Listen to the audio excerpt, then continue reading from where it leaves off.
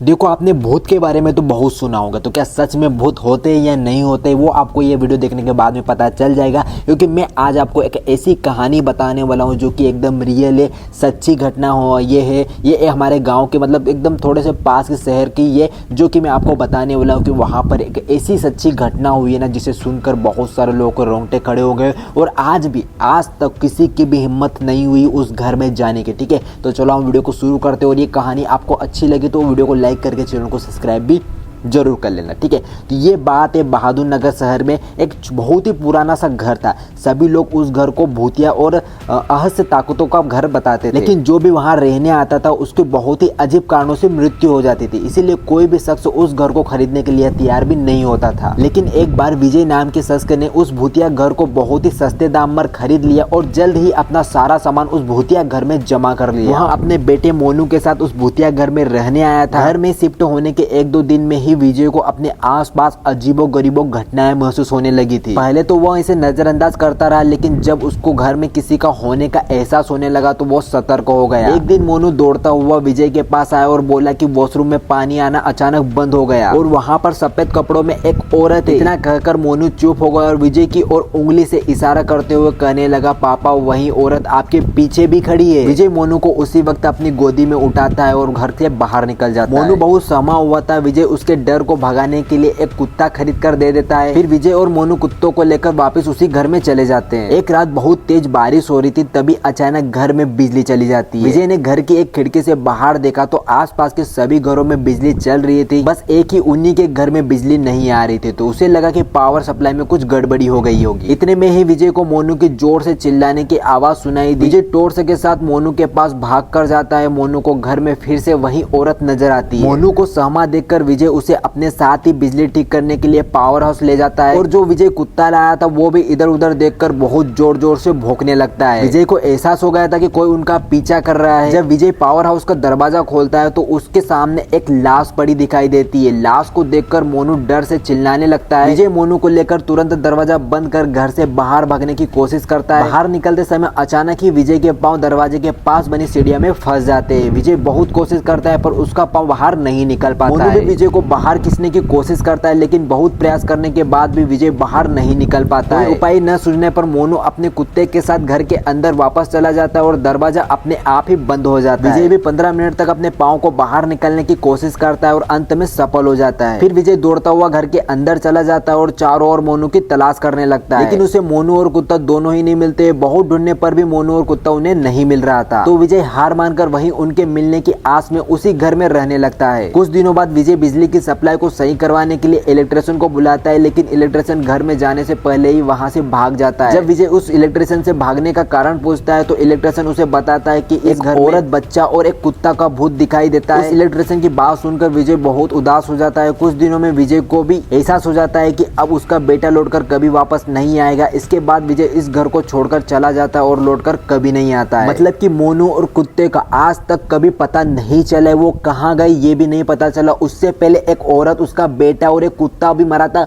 उसका भी आज तक कोई पता नहीं चला। और आज भी वो जो भूतिया घर है उसको बंद करके रखा है। आज भी उसे कोई खोलने, उसके घर में अंदर जाने की हिम्मत नहीं कर पाता है। जो जाने की कोशिश करता है वो वहीं पर मारा जाता है और उसका कुछ भी अता पता नहीं चलता है। बहुत सारे केस उस भूतिया घर में हुए और कोई भी उस घर में जाने की कोशिश नहीं करता है। चारों तरफ से उस घर को बंद करके रखा है और पुलिस भी वहां पर जाने से डरती है। तो बहुत सारे लोग ये बोलते हैं कि भाई भूत नहीं होते, भूतिया घर नहीं होते, ये सब अफवाहें उड़ाते। तो भाई मुझे आप एक बात बताओ, जो भी वो बच्चा, वो कुत्ता, ये कहाँ पर गायब हो गए? उस घर से गायब ही हो गए, आज तक उनका हड्डी तक नहीं मिली। तो मतलब आप सोच सकते हो वहाँ भूत ने उसे भूत बना के अपने साथ ले गई है या फिर उसी घर में अभी भी वो भूत बनकर घूम रहे, ये भी हो सकता है। ठीक है, आपको क्या लगता है कि क्या सच में भूत होते या नहीं होते?